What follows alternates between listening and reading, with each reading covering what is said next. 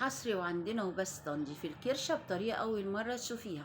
كل الناس نظفت الكرشة، بس الكل اللي بينظفها من بره بس. محدش قالك تعملي ايه في الكرشة من جوه. مفيش فيديو واحد شفناه لتنظيف الكرشة من جوه.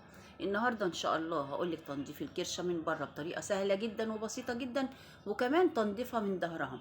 هننضف الكرشة من ظهرها بطريقة سهلة جدا وأول مرة تشوفيها، وكمان بمكون سحري موجود عندنا في كل بيت. مكون سهل جدا هنحطه في المية هيخلي الكرشة بتاعتنا قشطة قشطة ان شاء الله. وكمان هقولك على كذا طريقة لتنظيف الكرشة بطريقة برضو سهلة جدا. كذا طريقة ان شاء الله ممكن تعتمد اي واحدة منهم. السلام عليكم ورحمة الله وبركاته. ازيكم يا حبايبي، عاملين ايه؟ كل سنة وانتم طيبين، عيد سعيد عليكم بإذن الله. هننضف مع بعض النهاردة الكرشة بطريقة سهلة جدا بمكون بسيط موجود عندنا في كل بيت. مهما كان شكل الكرشه اللي معانا هننضفها ونخليها زي القشطه ان شاء الله. زي ما انتم شايفين الكرشه بتاعتنا شكلها عامل ازاي. هننضفها ونشوف شكلها بعد ما تتنضف هتبقى عامله ازاي معانا. هتبقى قشطه باذن الله. وكمان هقولك ازاي تنضفيها من ظهرها بطريقه سهله جدا وبسيطه جدا. كل الفيديوهات اللي شفناها تنظيف الكرشه من بره بس، لكن ظهرها محدش نضف معانا ظهرها.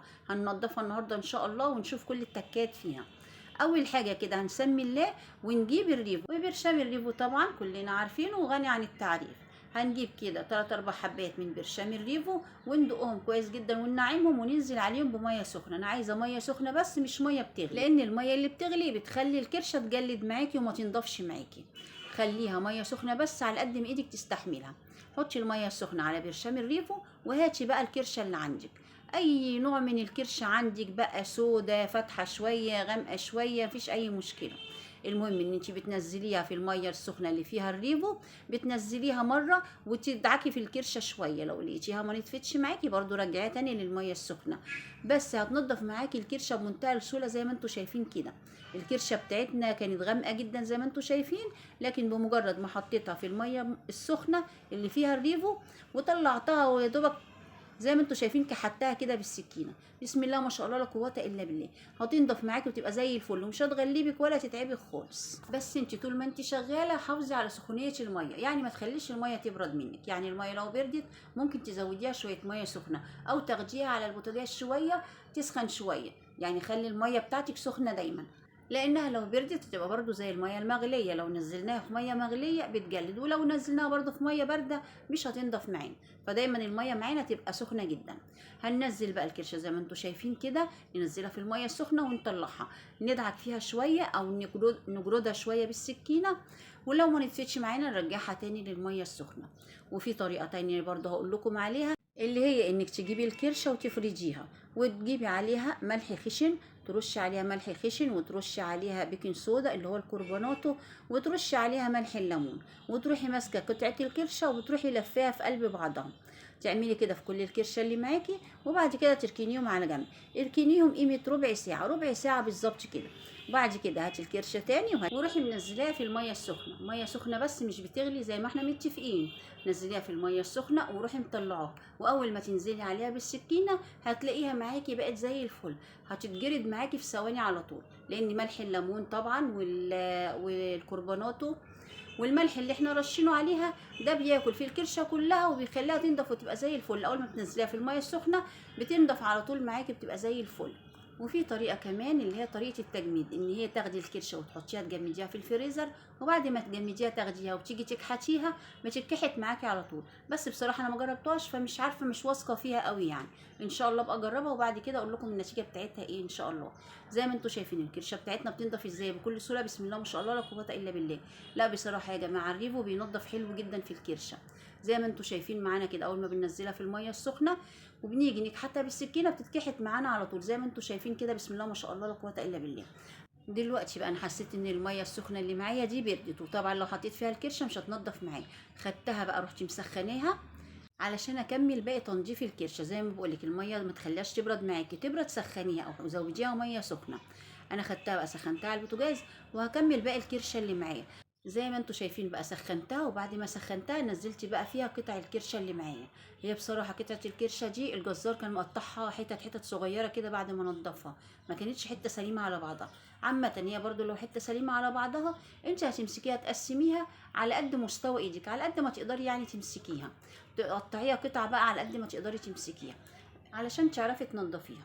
وزي ما انتوا شايفين لما سخنت الميه بقى ونزلت فيها الكرشه برضو جردت الكرشه معانا على طول. ازاي؟ زي ما انتوا شايفين كده، بصوا بمنتهى السهوله بتجرد الكرشه على طول. بس اهم حاجه زي ما بقولك تحافظي على سخونيه الميه او على مستوى سخونيه الميه، ما تخليش الميه تبرد معاكي خالص. بتكحتي بقى الكرشه زي ما انت شايفه كده كحت كويس، والحته اللي تلاقيها جامده معاكي تاخديها وتنزليها تاني في الميه السخنه. وبرده وانت بتحطيها في الميه السخنه ما تعوقيهاش كتير في الميه السخنه عشان برده ما تجلدش معاكي في الميه السخنه قوي. انت يا دوب بتنزليها في الميه السخنه كده، بتديها زي غطستين كده في الميه السخنه، وبعد كده بتطلعيها بتجرديها، بتلاقيها جردت معاكي على طول ونتفت معاكي زي الفل زي ما انت شايفه كده. احنا بقى ننضف بقى باقي الكرشه اللي معانا كده، وبعد كده بقى نشوف هنعمل ايه في الظهر بتاع الكرشه، لان كل الناس بتنضف الكرشه من بره بس، ومحدش قال لنا ننضفها ازاي من الظهر بتاعها. هوريكم النهارده ننضفها ازاي من الظهر بتاعها بكل سهوله، علشان برضو البنات الصغير اللي ما عندهاش خبره تشوف وتعرف هننضفها ازاي، لان تنظيف الظهر ده اهم من تنظيف الوش. انا عايزه اقول لكم ان في ناس ممكن تعملها كده من غير تنظيف وشها، لكن من غير تنظيف الظهر استحاله تتعمل. زي ما شفتوا كده ام رؤية وفريده لو حد بيتابعها بتعمل الكرشه كده من غير ما تنضفها من بره، لكن طبعا لازم ان الكرشه تتنضف من جوه، اهم حاجه يعني تنظيف من جوه اهم من التنظيف من بره. المهم عشان ننضفها بقى من الظهر بنجيب ظهر الكرشه كده معانا، وبنيجي على اول حرف من الكرشه وبنروح شادين، بيبقى فيه قشره بسيطه كده خفيفه زي ما انتم شايفين معانا كده ريه كده. القشره دي بتروحي شدها بتروح شايله كل حاجه في الظهر اعزكم الله، بيبقى المخلفات كده بتاعه الذبيحه بتبقى في الكرشه من الظهر، فبتروحي شايلها كده زي ما انت شايفه كده، بتشيلي القشره دي بمنتهى البساطه، وهو ده التنظيف للظهر بكل سهوله. وزي ما انتوا شايفين كده نضفنا الكرشه من الظهر ومن الوش وخليناها زي القشطه وزي الفل معانا. هناخدها بقى نغسلها غسله حلوه كده تحت الحنفيه، هندعكها الاول بالملح، لو ما عندك ملح خشن يبقى حلو جدا، الملح الخشن في الحاجات اللي زي دي بيبقى ممتاز جدا. ناخدها بقى ندعكها دعكه حلوه كده بالملح الخشن تحت الحنفيه، ونشطفها كام شطفه عشان نضيع اي ريحه زفاره فيها، عشان ساعه ما تيجي تاكلي الكرشه كده تبقي مستمتعه بيها ومش شمالها اي ريحه، وريحتها تبقى زي الفل ان شاء الله. نغسلها كويس جدا كده قطعه كده واحده واحده كده زي ما انتم شايفين الكرشه معانا بسم الله ما شاء الله لا قوه الا بالله زي الفل، لاننا غسلناها كذا مره كده بالملح الخشن، وبندعكها زي ما بتكوني بتدعكي في حته غسيل معاكي بالظبط، بتخليها زي القشطه بقى من جوه ومن بره. والحتت بتاعت فم المعده دي برضو بتبقى جميله جدا. وطبعا دي كحتناها كحته حلوه كده بالميه السخنه برضو. بعد ما نضفنا الكرشه كده كنت بشاور لكم عليها في الفيديو وبقول لكم هي دي بتاعت فم المعده. المهم بقى غسلناها كذا مره كده ورحنا مغيرين عليها الميه برضو كذا مره. بعد بقى ما بتغسليها خالص وتاكدي ان هي نتفت كويس جدا معاكي وغيرتي لها الميه كذا مره ودعكتيها بالملح برضو كذا مره، بتاخديها بقى بتروحي عصر عليها ليمون وحاطه كمان معاها قشر الليمون، وده كده هنا بنبقى خلصنا على اي زفاره او قضينا على اي زفاره نهائي في الكرشه.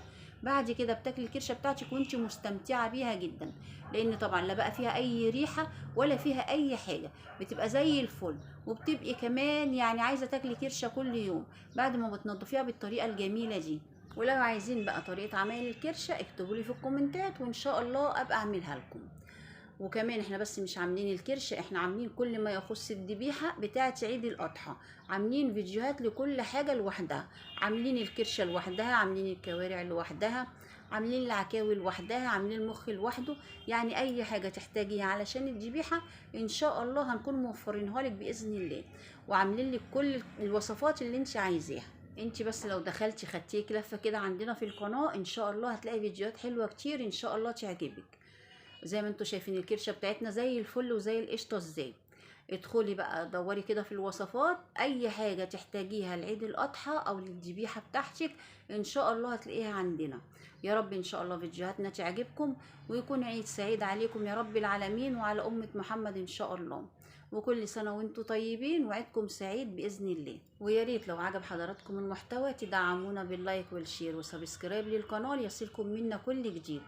والسلام عليكم ورحمه الله وبركاته.